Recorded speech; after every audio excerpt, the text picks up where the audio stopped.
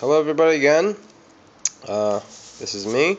So this is the video review of the Vega LTE phone by a company named Sky, who is actually made by another company named Pantect. So Pantect is a Korean company that specializes in cell phones. They're actually the second biggest cell phone vendor in Korea. First, of course, is Samsung. Second is Pantect Sky, and the third, of course, is LG. But you've probably seen some Sky phones in America already, but they're usually like the low tier or mid tier phones. This is their flagship phone, which is only available in Korea now. I'm not sure if they have any plans to um, introduce it into foreign markets. I'm not 100% sure. So, as I said before, Sky Vega LTE phone, 4G LTE, as you can see. The box is, just a whole bunch of stuff, normal stuff, like headphone jacks, cables, and charger and stuff like that. So let's look at this phone here. Now, this phone is a dual-core processor, 1.5 gigahertz dual-core processor made by Qualcomm Snapdragon. Same processor used in the Samsung Galaxy S2 HD LTE variant that I have already. So this has a 4.5-inch WXGA LCD screen, and the resolution, now you're listening to me carefully. Now, this is not a type of, the resolution on this is actually 1280 by 800. Yes, that is 1280 by 800, which means the resolution is supposedly better than the Samsung Galaxy S2 HD LTE phone and also the Optimus LTE phone. And it's, typical phone. If you look at it, it's, front of the phone is, of course, accentuated by the screen. It has 3 touch buttons on the bottom, one for back. The Sky logo is actually the home button, and this little menu logo, which is actually not a menu button, and I'll tell you why. It has the power button here, and that's it. Down here it's got the microphone and a little slot where you can take out the back. On this side it's got a whole bunch of stuff. This here is, if you pry this open, this is where you charge it, connect it to your computer to download, stuff like that. I actually don't know the name. I forgot what the name of it is. And here is a dedicated search button. So if you press this, it goes right into Google search, and there's the volume rocker. Pretty cool is this, that the volume rocker actually, you can use this for camera. So you actually have a physical button for the camera, although you can just press the screen to take pictures.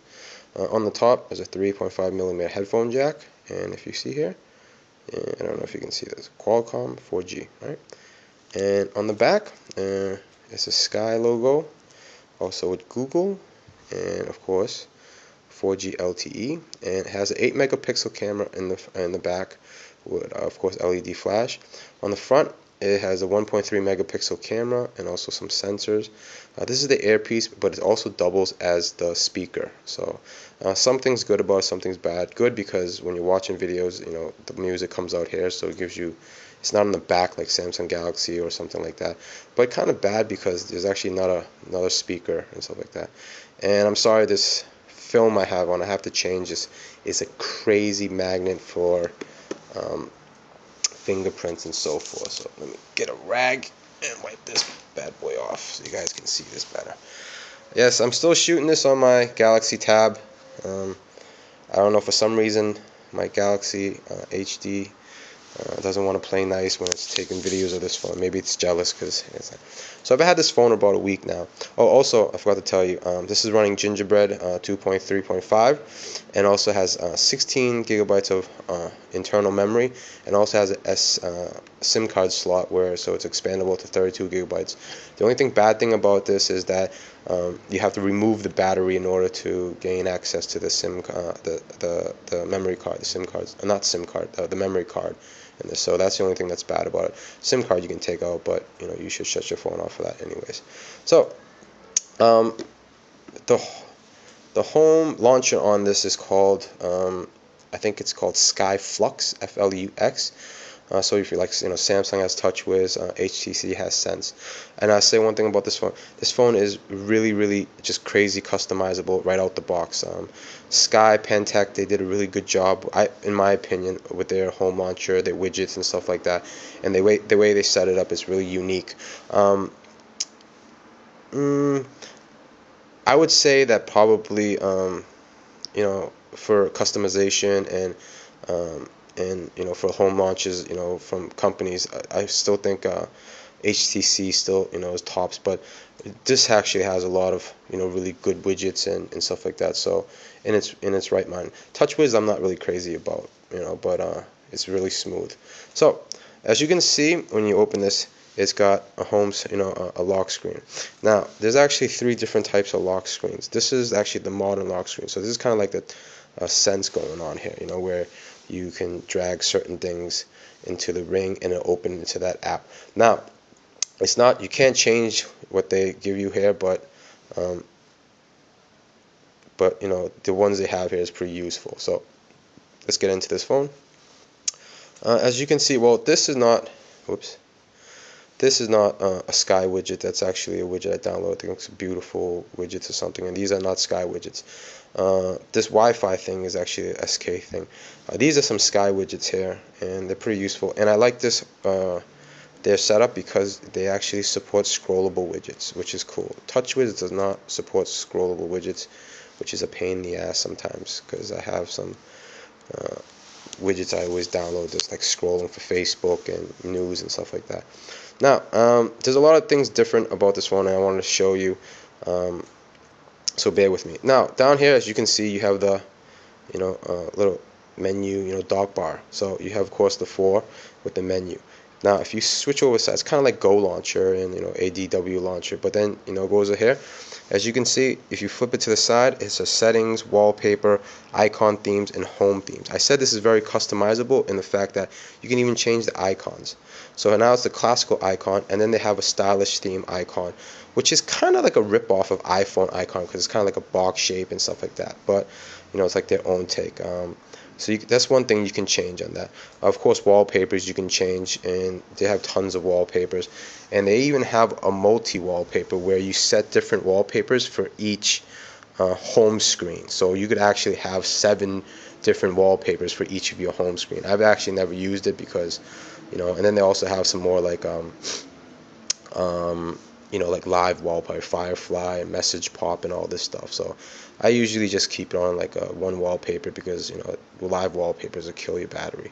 The battery on this is actually 1830 mega amp battery, so it's a pretty big battery. Not as big as the Samsung Galaxy S2, but like I said, the screen is not as big as the Samsung Galaxy S2 HD LTE phone. And then also, if you slide it this way, you have a folder dock bar where you can actually put a whole bunch of apps in it so it doesn't clutter up your home screen. And you just press this, and then it kind of goes into that.